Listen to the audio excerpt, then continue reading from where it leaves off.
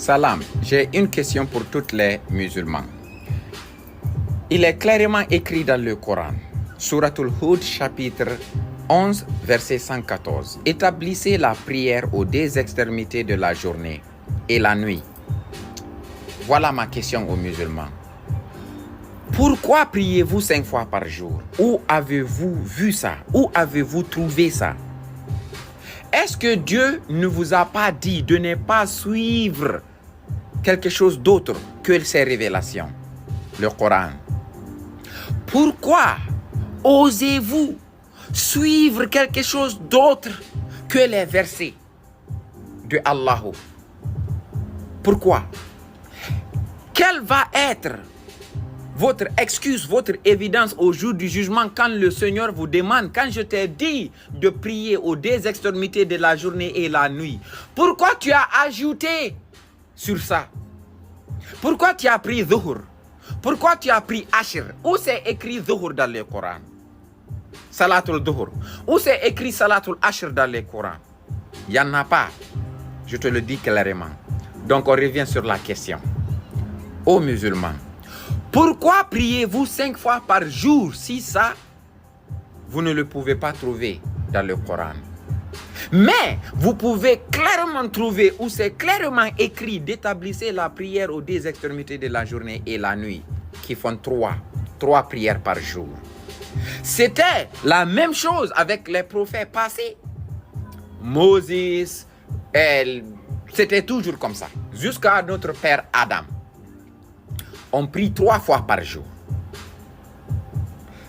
Ô musulmans, vous allez prendre le risque de prier 5 fois par jour, qui est plus difficile de faire, et rejeter le Coran. Pourquoi allez-vous rejeter le Coran et pratiquer quelque chose d'autre? Pourquoi? Je te demande ça en tant que musulman. Si tu dis que tu es un croyant au Seigneur, tu es croyant au jour du jugement, tu es croyant au prophète, tu es croyant au Coran ou Zikr, la révélation, où on te dit d'établir ta prière aux deux extrémités de la journée et la nuit, où se trouvent les 5 prières dans le Coran? Si tu ne peux pas les trouver, et sûrement tu ne pourras jamais trouver les 5 prières dans le Coran, pourquoi suis-tu quelque chose d'autre que le Coran? Pourquoi? Écoutez, vraiment c'est un sujet sur lequel je ne voulais pas du tout me prononcer, mais j'avoue que beaucoup m'ont écrit en privé, beaucoup de Guinéens, beaucoup de jeunes, et je me vois maintenant dans l'obligation de dire quelque chose sur ce sujet. Pourquoi? D'abord, pourquoi je ne veux pas me prononcer sur ça? Et ensuite, pourquoi je vais me prononcer et ce que je vais dire par rapport à ça? Je ne veux pas me prononcer sur ça parce que je suis pour le concept de la séparation de l'Église et de l'État.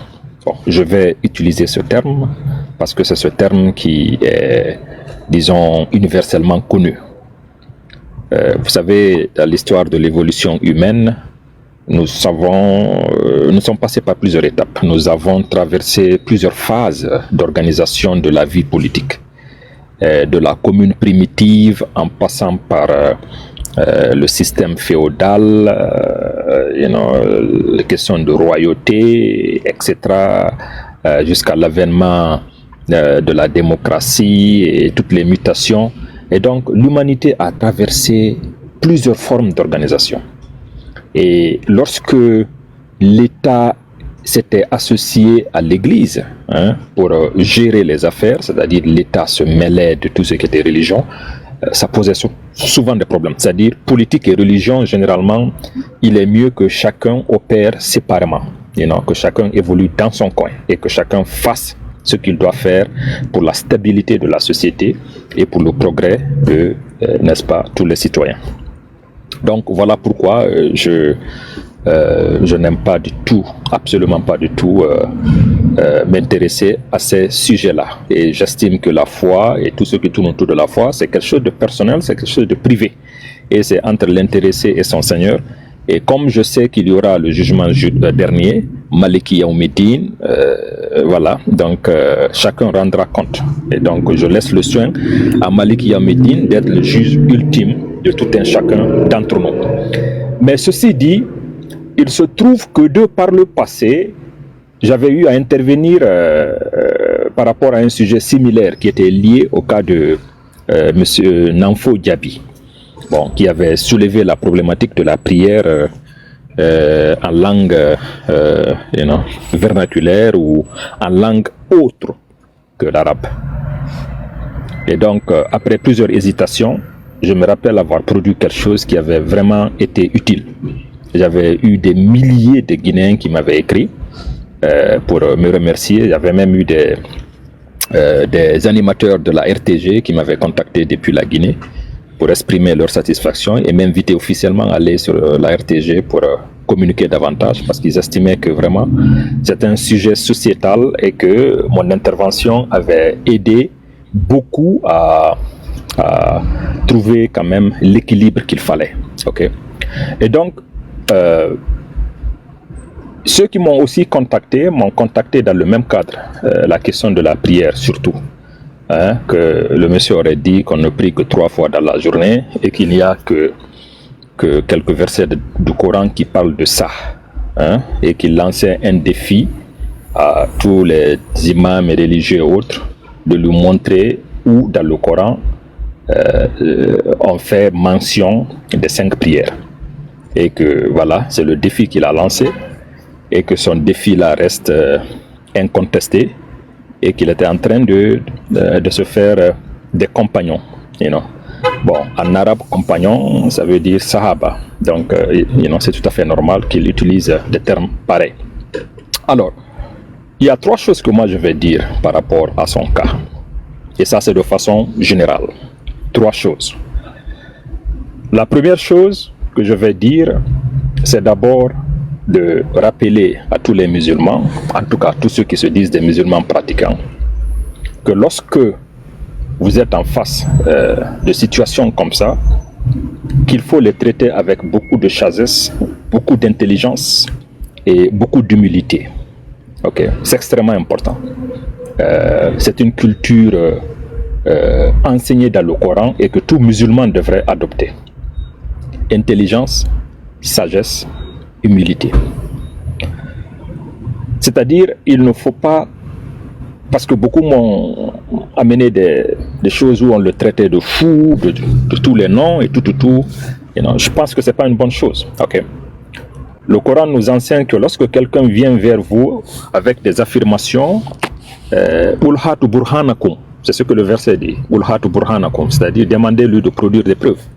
Donc si le monsieur vient dire qu'il est prophète ou qu'il est ceci, qu'il est cela, eh bien demandez-lui simplement de produire des preuves. Aussi simple que ça. Pas besoin de l'insulter ou de s'attaquer personnellement à lui. Qu'il présente les preuves. Ça c'est un. Deuxièmement, toujours pour renforcer dans cette notion d'intelligence, de sagesse, nous avons vu comment est-ce que Dieu a géré le cas avec beaucoup d'humilité. Peut-être qu'il va changer, parce qu'il a dépassé les bornes. Dieu avait insisté à ce que le prophète Moïse approche le pharaon, Pharaon, avec beaucoup de respect et beaucoup d'humilité. Voyez-vous? Et ça, c'est envers quelqu'un qui disait qu'il était lui-même Dieu.